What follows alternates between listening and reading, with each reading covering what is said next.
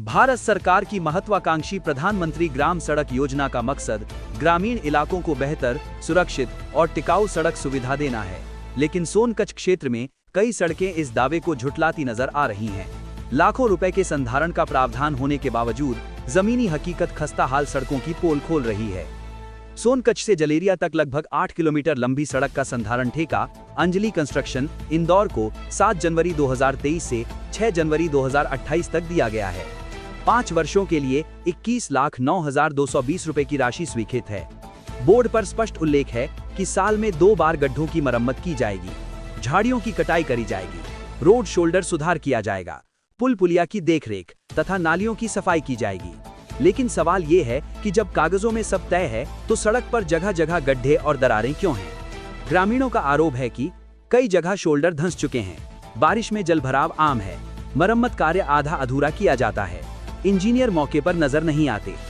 नियमों के अनुसार बारिश के मौसम के बाद सड़क किनारे झाड़ियों की कटाई जरूरी है, लेकिन कई मार्गों पर वर्षों से सफाई नहीं हुई।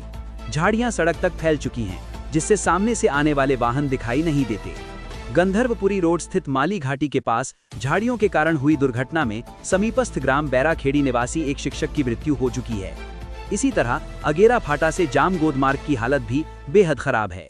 भोपाल रोड से पीपलिया बक्सू, पीडब्ल्यू कार्यालय से जलेरिया गांव, पटाड़िया ताज से सुराखेड़ा कला, इन मार्गों पर गड्ढे, धंसे किनारे, जाम नालियां और क्षतिग्रस्त पुल पुलिया आम दृश्य हैं।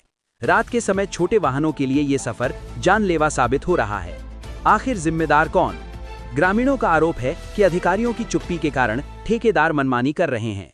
अब सवाल उठता है कि क्या केवल बोर्ड लगाना ही संधारण है? क्या लाखों रुपए कागजों में ही खर्च हो रहे हैं? क्या गुणवत्ता की भौतिक जांच होगी?